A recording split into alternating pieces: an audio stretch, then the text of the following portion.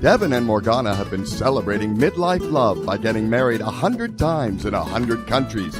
They believe grown-up love gets better and more fun, especially for women. Everyone's smarter, wiser. Men are more relationship ready. And if they're not, it's obvious. Forget anything you were told about being too old or too late for love and adventure. Instead, get fresh new tips on dating, relating, and travel to exotic destinations. And best of all, call in for personal guidance, creating crazy, sexy midlife love in your life.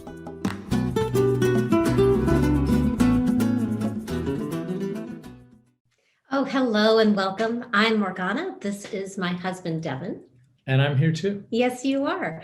And I'm really excited about today's show. We are going to bring in a couple of people that I adore and admire, and we'll get into that in a moment. But first, we're going to start with what's going on right now. Anything special? What is going on right now? That's a great question. The cats are fighting in the other room.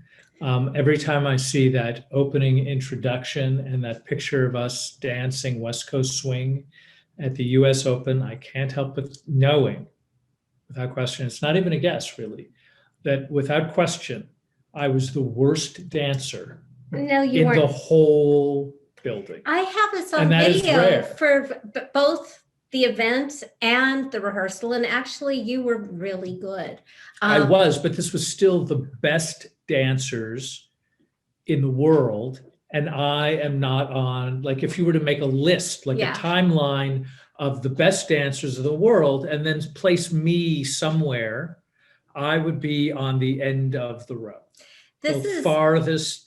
I'm not apologizing, by the way. I would eventually do it again, I'm sure. Agree and drive home the point.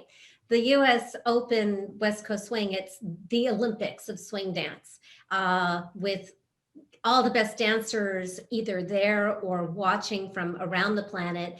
And it's every year, it starts on Thanksgiving and goes for 4 days, ending Sunday night. So it was supposed to be this last weekend. And we had bought our tickets last year because we've drunk the swing dance Kool-Aid. And it was like one of just the worst pandemic lockdown moments of 2020 for me. It really drove home the loss of our friend, our dance teacher, who was the head judge at the US Open and trained all these top dancers and was also just the sweetest guy, and just missing the contact at dancing with strangers, learning every time you do it. It's a very kind community where we're obviously baby beginners and people are nice to us anyway. Very, very different from my experience back in my ballet days. So it's a very up and down time where there are these really sad things. And then it feels sort of like the earliest days of spring. If we were to take like the calendar, the solar calendar out of it and talk about, how winter is this lockdown, shut in, kind of protective cocooning defense against the elements. That's what 2020 has felt like. And I'm seeing new signs of life. Like in the last week, we've been having a request for Devin to bring back his How to Travel the World for Free program. Right. Yeah, no, that's true. And we're also getting inquiries about Devin's mystical solutions to modern love. That's true too. I'm going back to Asia next year. And we'll talk more about that. Yes? Yeah. Because that's pretty cool. Once. That's really conversation big. Worthy. That actually ties in with our guest. One of the things I'm going to do in Asia is something I haven't done before. And so it's like, when things are so dark and so cold, just like the hardest days of winter, when I was in college on the East Coast, February is the worst. The snow isn't fun anymore, and it's not snow, it's gray ice. And that's when the life starts to show its signs of coming back. And I feel that's where we are now. So I have to say, part of this introduction sounds a little bit like some sort of bleak Chekhov novel.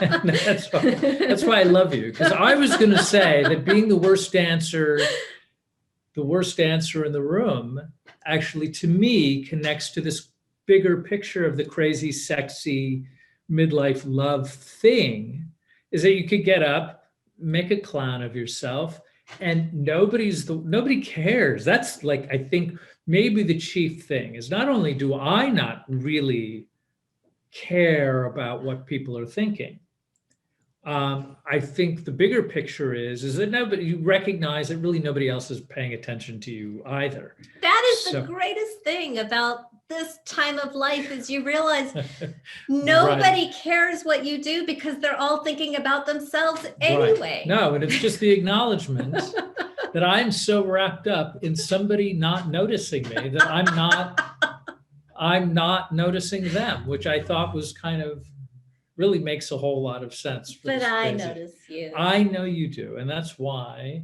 we have this whole, I love you thing that is happening. It's part of our world. I think the definition of love is that the things that would be terminally annoying to somebody else is just adorable when you're in love.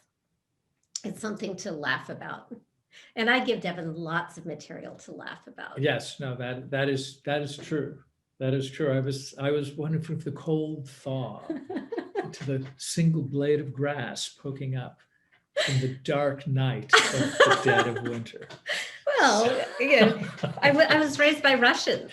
Right. No, this is true. So in fairness, you were, precisely like, I understand that. I've read Chekhov. So that all sort of makes. I'm grieving for my life, Devin. The good news is it's just not going to be dark all that long as we head into the cold, somber winter. Terminally. Right, as the leaves, every single last one falls from the tree of life, dead on the ground below. I love you. So okay. So how are we now going to segue? That's the real challenge. Right, that's the challenge. How are we going to to move from this, to this sort of moroseness? Imagine there's a couple in the world that's a little less morbid than we are. Right. But lots of fun. Indeed. Professionally, they are mentor coaches. And so this will be boring to everybody on the planet except those of us who are in the coaching profession. There is, in fact, and this will amaze you to know, there is actually a governing body of the coaching profession, so that even though any totally unqualified person on the planet can call themselves a coach and open up shop, real coaches are governed by the International Coach Federation. So if you're shopping for a coach, you want to find somebody who is accredited, somebody who actually can help you, knows what they're doing, knows how to actually coach. So I have two of been there since the beginning, real bona fide mentor coaches. My friend Michael is, in my opinion, one of the founders of the coaching profession. There wasn't always a thing called life coach. Somebody had to name that. And Michael harkens back to the time when that was being created.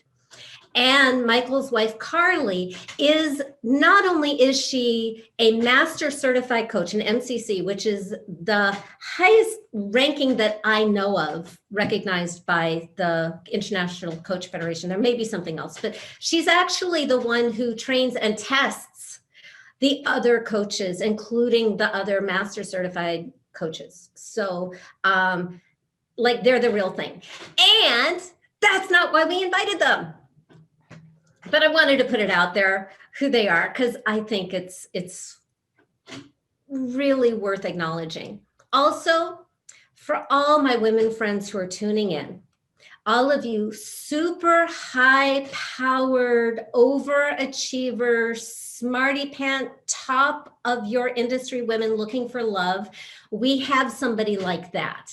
And there's so much nonsense out there about settling and why you aren't going to be finding love. And And I know the hurt because I lived in it for decades, and I have a lot of friends out there who are feeling it, and I see it all the time.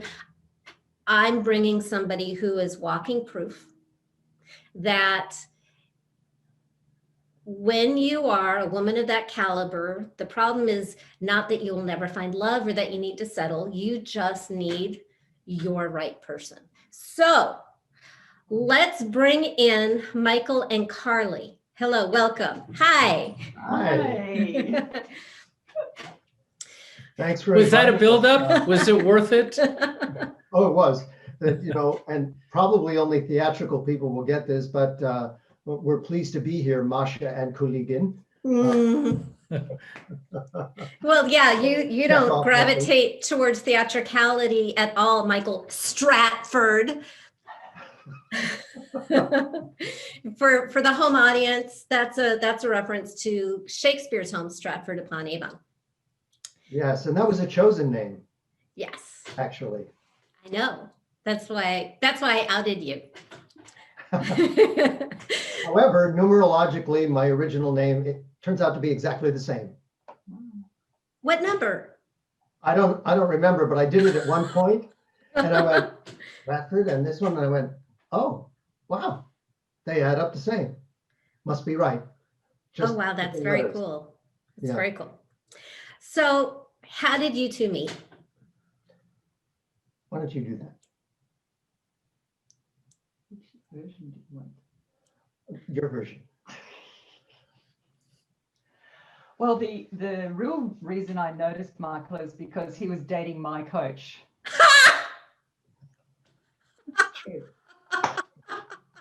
When I first started coaching 22 years ago, I got a coach because you got to walk the talk, and I was in Australia, in Sydney, and my coach told me she was dating Michael, and I was like, how can you date someone on the other side of the world? He's in the US, in Philadelphia. You're here in Brisbane. I was in Sydney. How does that work? And then there was the International Coaching Federation had their conference in Florida in the amazingly horrible location called the Greenleaf. It was a golf club, and we were all spread out around the golf club. This was in 1999. And Michael was dating this woman. And we were all invited to have dinner together. And so I was observing Michael with women, all of us women. There's like 12 Australian women and Michael. So we were all just studying him, including me. It's like, who is this?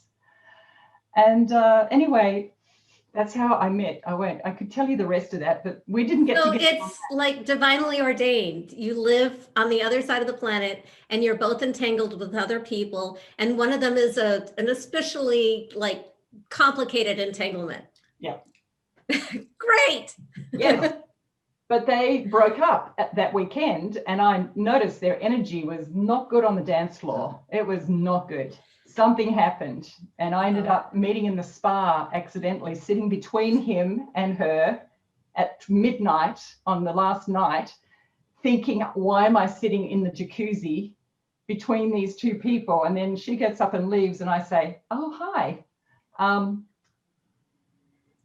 What did I say to you? I don't even remember. I don't remember the exact words, but we got chatting pretty quickly.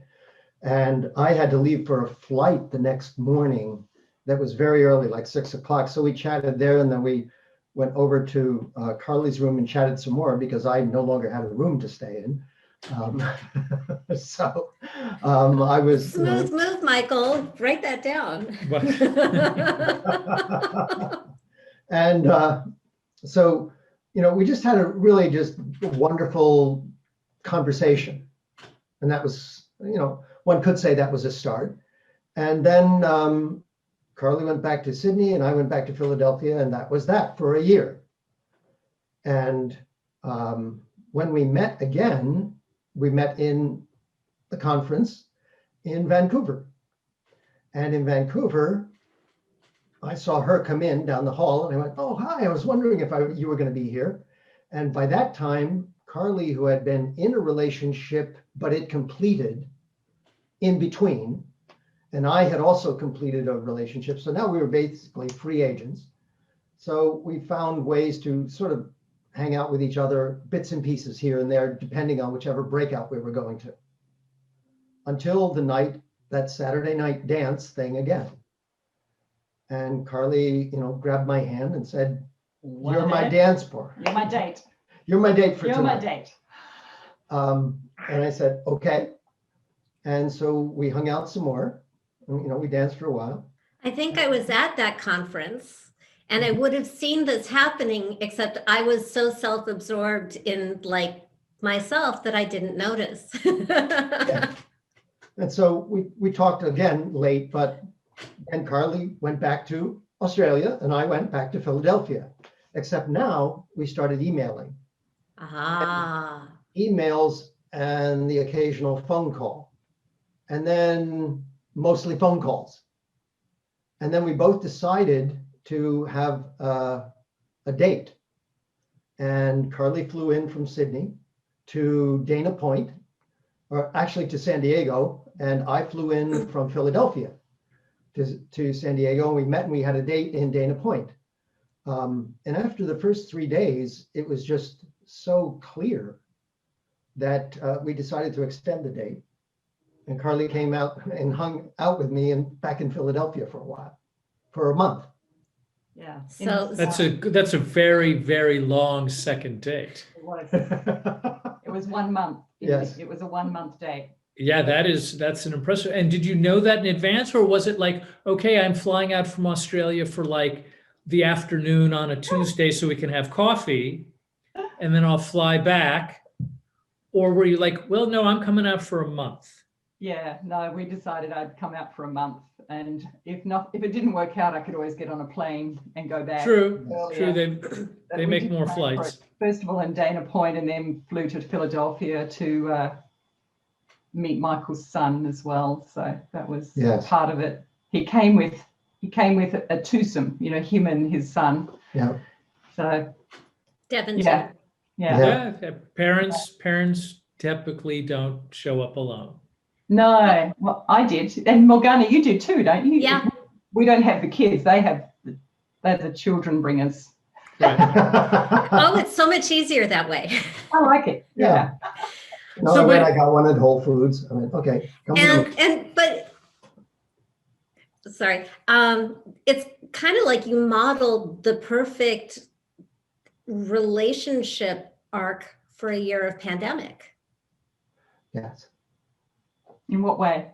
For everybody watching at home, you built a relationship slowly over time. Yeah. So that when you finally met together, you already had something. Yeah. Yes. And I did get challenged by my own coach, who later went to Sydney for our wedding, and he said, "In all of America, you couldn't find one woman? You had to get one from Australia?" Yeah. That was his phrase. I love that. I'm not planning on an American as my husband. This is my third husband. Third I wife. wasn't planning on my third husband being an American and me moving to the United States. That was not at all something I thought of, ever. So I have to ask, was there a point where I'm assuming you walk through this sort of like you have this wonderful phone call, or however you guys are sort of interacting with each other, where you hang up the phone. I'm assuming one or both of you are saying, oh, this can't be. I'm from Philadelphia. I'm from Sydney. And then at some point you had to say, somebody had to know. And I'm assuming it happened in its own organic, unique way. But was there sort of like a moment like, okay, this was the phone call where I'm like, okay, whether I like it or not, this is the guy or this is the gal, and I'm in love, click. Was there a moment for you? Is that too much or too personal to ask? It's not too personal. I just don't know that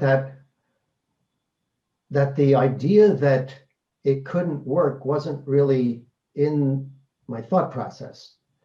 Being a kind of romantic and impulsive human being at times, I was just caught up in the experience of it and loving the connection. And that was what was the most important thing. And then there was a moment in the Dana Point place where it just became crystal clear. And we had, I think that was the, message from God moment. Ooh, say more. Yeah. Well, it was clear that we wanted to get connected and we wanted to take this relationship further within the first 3 days. It was very open and deep and all of that right away. And we'd laid a lot of groundwork through the emails and conversations. But there were two pieces in it. One was Carly said, I have to know. We both had an unanswered question, really.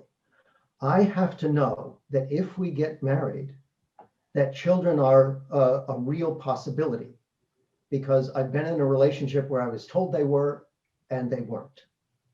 So I cannot go any further. This was the line in the sand time. I cannot go any further if that's not a real possibility. Yeah.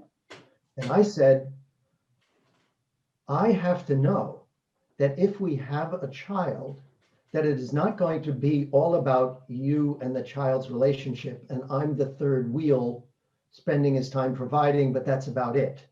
Because I'd had that in my previous marriage, where it was like, oh, it's her child, even though we had produced it, it's her child, but I'm just kind of an appendage. And so we had that kind of standoff almost, both who's gonna move first. And I think, and I've gotten messages like this before, I think for me, what happened was it was like, a download in the matrix, from the divine saying, you've been looking for somebody for a long time and even complaining and whining about this. I bring one to you and you're balking.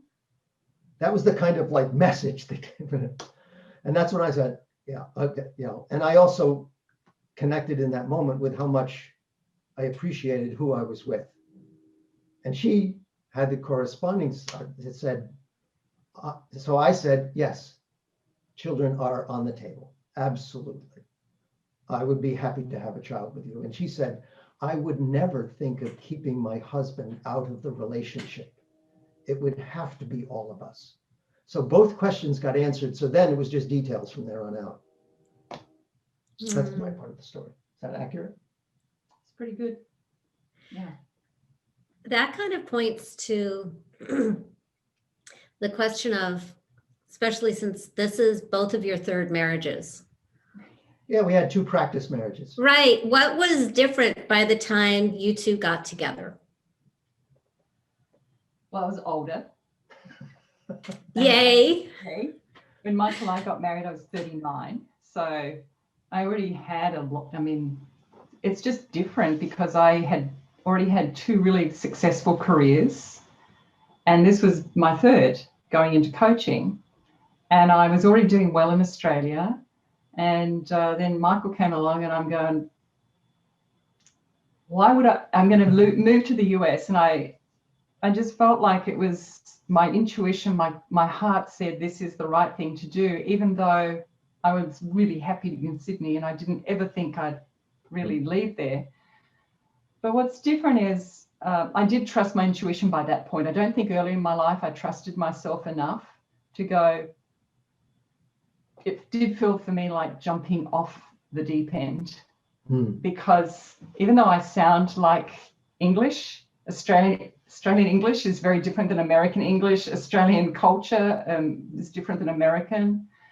And moving here was definitely a challenge. For the first few years was horribly challenging. And I am privileged as a white woman, now I know, with all that's going on. It was still extremely challenging from many discrimination points of view that I experienced. But I knew who I was by then enough. I would say I didn't know all of who I was by then, but I knew enough to be able to go, this is what I want, and I'm willing to dive off and see. And if I fail, hey, what's the worst that can happen? I learn. So I was in that perspective by then, not in my 20s or even early 30s. Yeah, for me, what was different was the amount of work I had done with myself to grow, to shed historical baggage, to process things, and to actually, bottom line is to get to the place where I not only loved myself, I liked myself.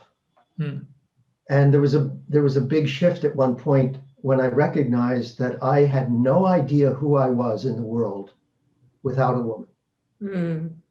And when that one hit me, because I'd been with a woman in some way, shape, or form, the longest was maybe 2 months, since I was a kid. So whether it was 17 and dating a woman for a long time, or a marriage, or a lived together relationship, I was never without a woman. So I had no idea who I was without that. So I consciously, deliberately stopped to find out, who am I without a woman? And I didn't date anyone. I made the decision to go a couple of years. And in the meantime, I was doing a lot of processing, etc., and clearing space. And then I got to liking me and appreciating me for who I am and the uniqueness of my design. And so I was no longer trying to get anything completed by someone else. I came into it, and that was something that I think both of us really did, is that we came into it not seeking a missing piece. It wasn't like, oh, you complete me. No, we were both full as human beings, and we were different. But we both honored that difference. I'm so grateful that you revealed that, even as a life coach of many, many years and a successful person who's done decades of work on yourself, you still, despite outer appearances, deep down had issues around loving yourself. Yep. Because I think we all go around with masks of everything is okay. Yeah. Yeah, and one thing, Michael, the gift that Michael gave me from the very beginning of our relationship was, just as you may already know, uniqueness is a big theme in Michael's existence. And from the beginning, he just said, I want you to be you. And I was going, even though I'd done personal development since my mid-20s, so I'd been continuously involved in my own development for that time. I still don't know by that time that I really knew who I didn't know wholly, like Michael said. I don't believe I was that like he was. He's a little older than I am. Maybe it's different, but I still had to own who am I. And then moving to another country where I was a big fish in a little pond called Australia. Now I was a little fish in a huge pond called the United States. And I really had to start again from my identity was very much tied up with I love earning money. I love being independent. I love having my own stuff. I love being a contributor to a relationship, financially, emotionally, socially. And here all of a sudden I was reliant financially because of the way the system works in the United States when you immigrate. I had no credit. I couldn't buy anything. I had property in Australia. I had all this, and yet I had nothing here. And it was a big challenge to not only love myself, I think, but be okay with being dependent on someone else, which I'd never been really in my life. He couldn't love you for all these externals because you couldn't bring them. Right. Well, I couldn't bring them. Right. I couldn't bring those. Yeah. And it sounds like some kind of extremist life coach exercise of like stripping you of everything you've ever defined yourself with. Take it all, and I'll have bring 5 suitcases to the United States, and here we go. By the way, you'll love this. I'll just tell you this. Before I met Michael, I went, you know what? I don't care if I meet another man or not. I am buying the house furniture of my dreams. I bought all this beautiful Italian furniture, this amazing dinnerware, everything I wanted. Some of it was still on order when Michael and I got married. It was taking that long. But I think that was part of it. I just went, I want this for me. And then he shows up and I go, I don't even have the lounge suite I ordered from Italy yet. Hasn't arrived. And out of the whole transfer, what we have is some really beautiful Italian tableware. I brought it over. I saw. That's It's it. yellow. It's very pretty. Did you, Carly, did you have sort of like friends in the US in terms of like a support system? And because I mean, was this all sort of just like you two kids against the world? Yeah, well, being a coach already and having worked, trained with Coach U in Australia and who were international and United States based, I already had some colleagues, and Michael was in that realm. He was in there as well. But I didn't know anybody other than a few of those coaches. And then I got some clients because of that. And that was it. I knew nobody except who I knew within a little bit of I was brand new to coaching even still. I started coaching in 1998, and Michael and I met in 99, end of 99, and then we got married in 2001. That's another story because 9/11 came into our marriage situation as well. But nobody, it was a start. It was a brand new. Yes, it was. Welcome to our country. And then we had 9/11. I'm an American citizen. I have been for 11 years, but Wow. yeah. Wow. Yeah. Yes, it was a huge challenge for Carly that was laid out for her. There wasn't, as she said, while there were colleagues and peers that she might be able to talk with on the phone, the physical presence of someone else was not there. There was no physical friend, because they were scattered all over. It's not like, oh yeah, I know you, you're in New Jersey, let's just go say hi. That wasn't there. So that was a big, big challenge that Carly weathered. And how were you able to help Carly? And Carly, how did you get through it? Well, I think this is where shared values come in, is respect. And Michael really held that place of, I think maturity helped with that too for both of us, knowing that I had enough failures in my life with so many things that I knew every time I picked myself up. So the worst that could do is I'd fall down and skin my knees if something wasn't going well. But I think we discovered a lot of shared values because we really didn't know how compatible we really would be. This was a gamble, really, to move countries and go, is this going to work? Because I know other friends of mine who it's not worked marrying somebody, moving countries. But respect, caring, kindness, compassion, empathy, love, just really love. I always felt Michael was completely holding me in wholeness and in love. So when I'm in my freaking out, which often happened a lot, in those first couple of years, he was just a steady rock of love. That's at least for me. Yeah. What about you? I think the shared values is a key thing, and there's always a respect for the difference of us, which is both one of the really sweet elements of the coaching profession, which is the honoring and valuing and respecting difference rather than trying to have the other person become the thing you want to mold them into that is the same. Yeah. And that's just huge because that takes a whole lot of friction out of the engagement, and for me, I could see who Carly was. I could see that the circumstances were not who Carly was. And I could also see that the reactions to the circumstances were not who Carly was. That was, I knew I had a gem, and that was already shown to me in the previous exchanges and emails and the time we'd spent together. So it was just about keeping space for that, and what I had wanted was I wanted someone who was, and there may have been the vestigial tale of this early issue of abandonment that still every now and again reared its head.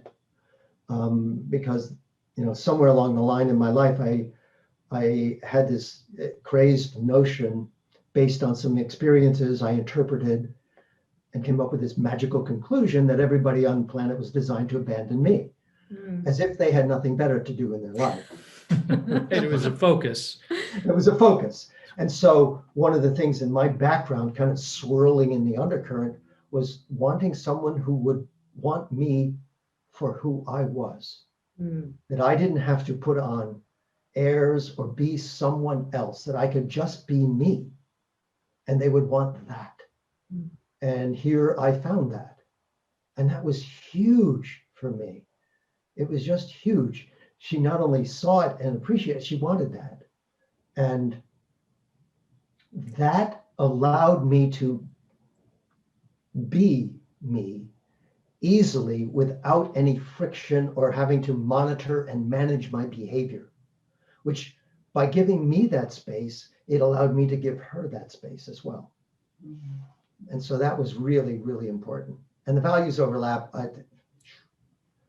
that's just huge. But respect and honoring, those are key. You said something that really touched me that I think is also really, if people watching or listening take nothing else away, that your partner is not her circumstances, that you could see who she is without getting caught, because there's drama and there are circumstances and we aren't always behaving our best. And to see and choose and love who somebody is and make that distinction, see that I think, wow, that is the biggest gift in the world. Yeah, I think from that you can start moving into the place of it's not on purpose. So when somebody has a bad day or whatever, because that's part of the thing. In other words, my relationship with Morgana has a multitude of wonderful facets. And then I'm a flawed guy running around. So she has to, on some level, deal with it.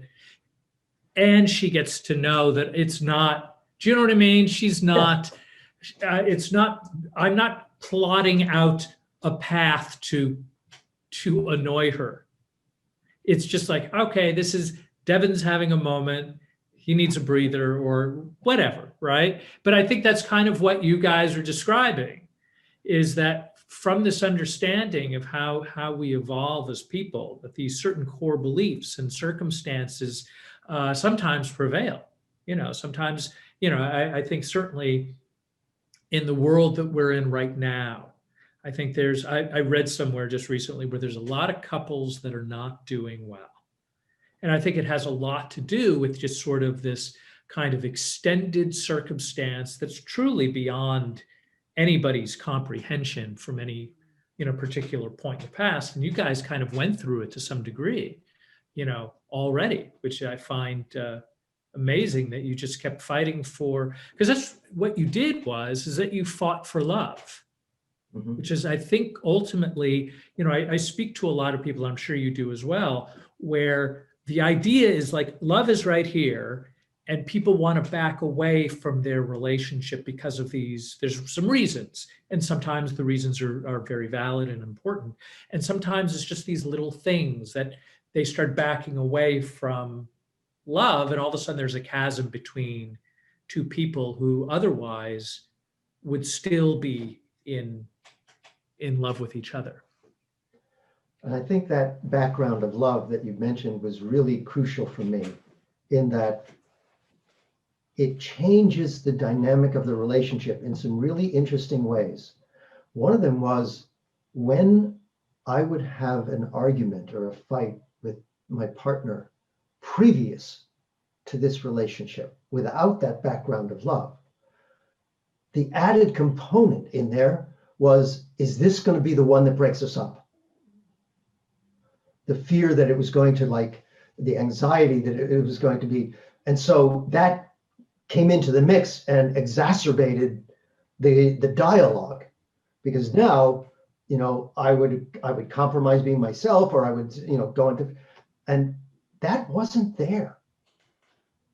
When we fought or argued, there was no sense that, oh, this is going to be a breakup argument. Plus, it's a really long way to go back to Sydney. Right. Right. And you'd already moved furniture, right? Yes. Yeah, that's exhausting. It's one of Really, my that's girlfriend's houses. I had no breath. Yeah. So someone who wants you, Michael, for you, she gave up everything, including Italian furniture for you. Yes. Including That's- Italian furniture. That's big. That's That's a sign. That is big. yes. And it was interesting, the aspect of the fighting piece, because it was something my son noticed. And he was 15, 16, I think, it's right around there. And he said, you know, I watch you two and you guys fight, but then it's gone. And that was a surprise to him. It was a surprise that he says, you guys don't stay angry with each other for very long. And that was something that later on he wanted in his relationships as well. But it was just to have that observation, I thought was telling as well. I think it's actually a brilliant observation for a 15-year-old to be seeing that, you know, and then wanting it for himself, which I think is actually sort of a beautiful thing. Because I think that's what really, you know, I think that's what the goal is that we don't hold on to things. And I think a lot of the reasons why you brought up to me, the magic word, which is fear. And I think we get into that place. It's very easy to find a place where, you know, okay, we're not getting along in this moment. So now I'm going to make a list of all the things because I need to bolster up my fear of, you know what I mean? The fear of losing what I have or not getting the thing that I think I deserve. And it's tricky stuff. Yeah, that's not fighting fair. In fact, if one of us does it, we go, stop it. The kitchen sink belongs in the kitchen. Yeah. Not everything. It's like, let's deal with this. And to be honest, we don't fight that much because we hate disconnection. And so the value of connection is so strong for us that anytime we have an upset, it's like, oh, this feels so bad. We just can't stand it. Both of us dislike it so intensely as a feeling and a visceral feeling as well. It's painful. It's actually more painful than the upset about being wrong in a disagreement.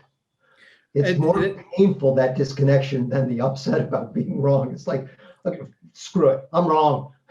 I just don't want to be disconnected anymore. Right. It's actually sort of, I think you bring up a really great point about these ideas. I think what happens frequently, you know, in just because we're different, you know, in other words, we're in a relationship and we're just different people, different sets of experiences and circumstances. And it's easy to say, well, I'm taking all of my collective information, which is very important, and I'm going to put the label of right across it. While my wife or somebody else will do a similar kind of thing, and they're right too. And then we have these sort of competing ideas of right and wrong. And if I'm right, how could you be right as well? Yes. So these ideas of being right and being wrong are sort of, you know, I think they're just some of the general ideas that are part of our culture, but don't actually ever serve the relationship. Agreed. Yeah, well said. So speaking of connection, I believe the two of you have a daily practice that we were discussing earlier. Yes, we do. Would you like to share that? How about you? Well, one of the things, first of all, play, as you would imagine too, knowing Michael, if you do, is very important. We both are very playful. Mm-hmm. And one of the things that I like to do is I like physicality. And what we found is that we actually do well walking and talking. And so one of the things we've developed as a practice is every night after dinner, we go for a walk and we count bunny rabbits. And it's something that gets us out to walking, and maybe we do it. Michael does it more often than me because he goes out maybe in the morning. I don't. I'm working. I go in the afternoon and evening for my walks with him. But we count rabbits, and it's just always fun to look. We go the same track, the same way. We've got names for all the houses and all the names of the properties where these rabbits could be, bunny rabbits, and we love counting them every night. It's just fun. Yeah, and I'll do it sometimes 3 times a day, and Carly sometimes the days work out that we can do that together.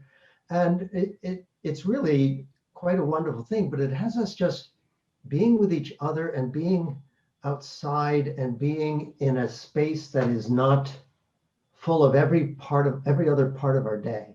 That being outside, and we're fortunate enough to have an area where we can do that without a whole lot of people. And we're very mask conscious when we go out because we are. And so what happens is that we go out, and as she said, we're looking for the bunnies and where they're going to show themselves, and we'll chat with them as we go by.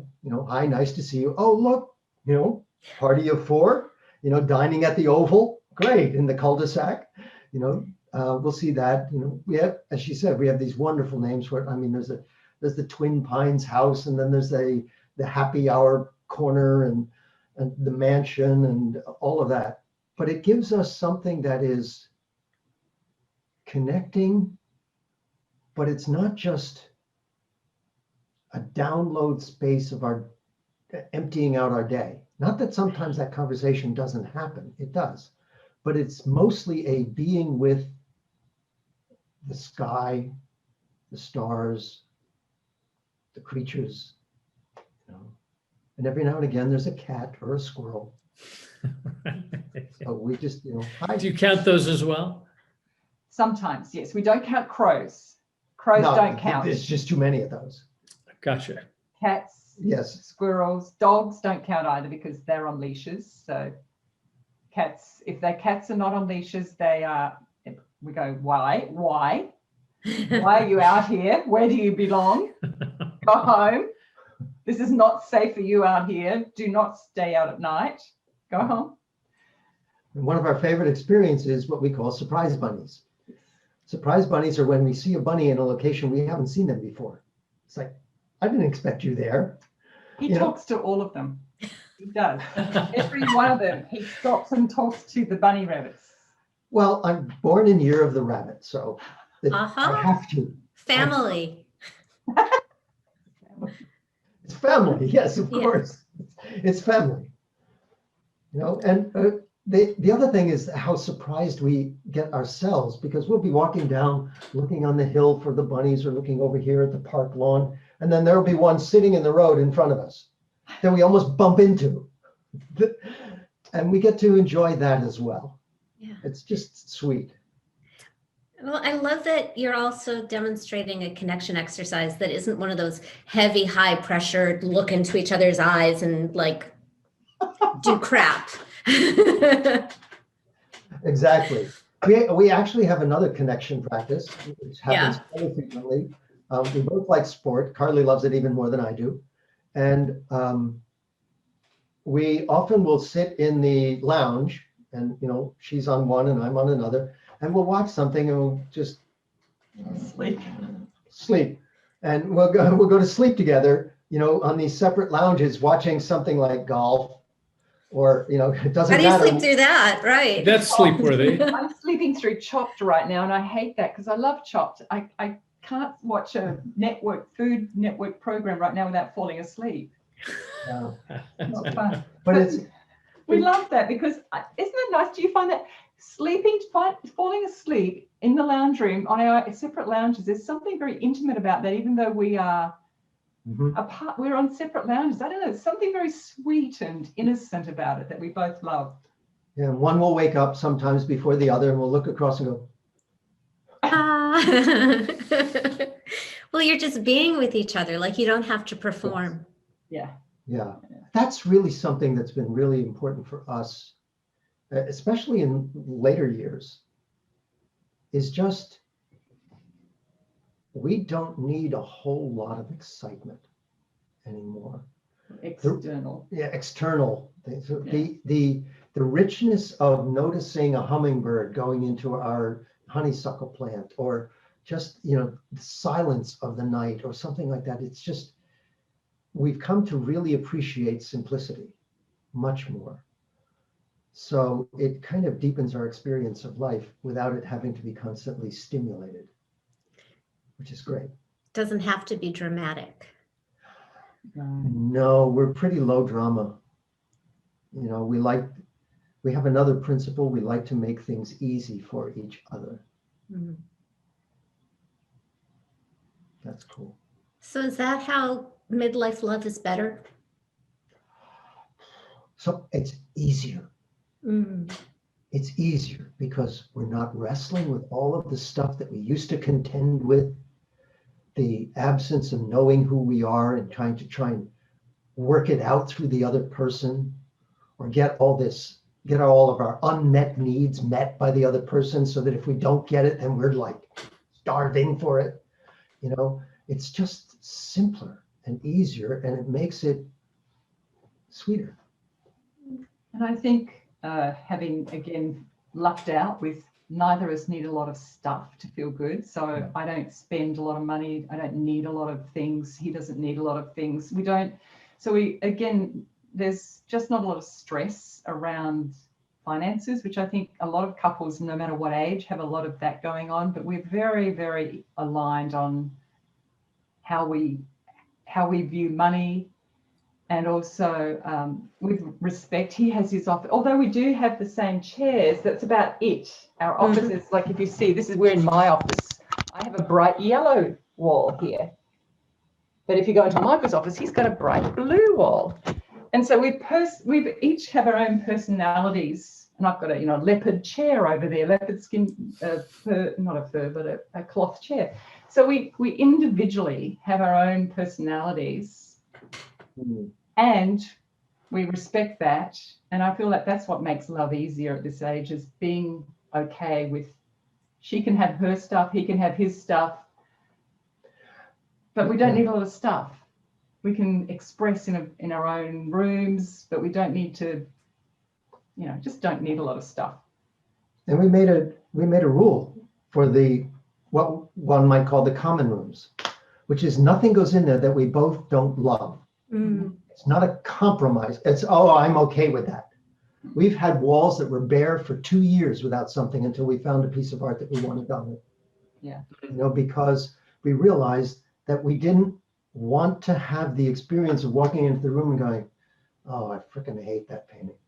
And the other person's going, oh, I love that painting. We saved that experience for our separate offices. Our own personal taste in our own separate offices, but out there we have to both love it or it doesn't come in. Having separate space really helps. Oh my gosh, yes. Yes. Yeah. Absolutely. That honors the difference. I wanted, because we're not quite all out of time, but we're closing in on it. And I wanted to ask you more about, you are doing an international event. Is it okay to kind of ask about what you're doing? Because it's kind of really cool. Well, it is one way to describe it is that it is the first personal and professional development, real life role-playing game over the course of 7 months. And it's called Million Quest. And Million Quest definition is to positively affect the lives of 1 million people. That's what the participants are going to be challenged with. So we have created a world wherein people will be facing challenges that are the kind that someone will face outside in the world when they go to pursue their Million Quest in real life. But it's a gamified world. And so they're going to be traipsing around in a 10,000 square foot space with these village pieces and costumes and things like that, facing challenges like the avalanche of assumptions or the demons of doubt and things like that, so that we're trying to support people in up-leveling their self-mastery in what we call 7 realms. So it's Million Quest for self-mastery, with the idea that once people level themselves up in their self-mastery, they can then more easily play the game of self-transcendence, wherein it is not about you anymore. It's about how you contribute to the world, how you interact with the world, and what can happen there. And it's a collective endeavor.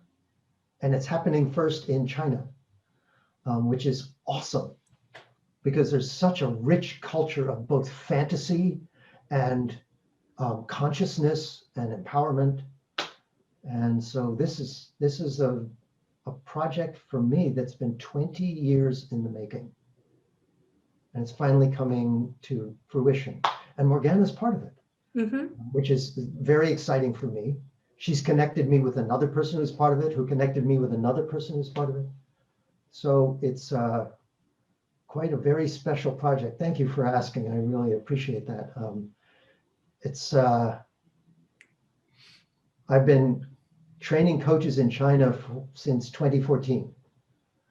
And they're probably starving for this type of learning and self-exploration. It is like being at the beginning of the coaching world, like 29 years ago, 30 years ago. The enthusiasm, the desire to support. And it's all integrating well because it is about respecting the difference so that it can contribute to the collective more powerfully. This is This is what I'm looking forward to the most in 2021. I'm so excited about this. We are in our final seconds. So I love you both. I appreciate you both. Thank you for all these wisdom bombs that you just dropped on us. This is Crazy Sexy Midlife Love Radio. We will be back next week at 5 p.m. Pacific time.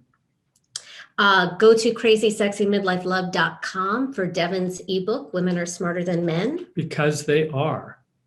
And to join our love family. Thank you so much. Mwah. Thanks for having us and thanks for doing this. Yeah, thank you guys.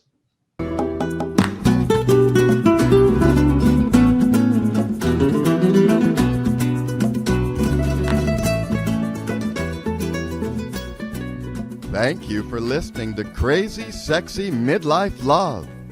Please sign up to join our free love family at crazysexymidlifelove.com to get alerts to live shows, call in and ask questions, or just listen in. And ladies, don't forget to download Devin's free ebook, Women Are Smarter Than Men and Other Secrets Marriage-Minded Women Need to Know. Also available at crazysexymidlifelove.com.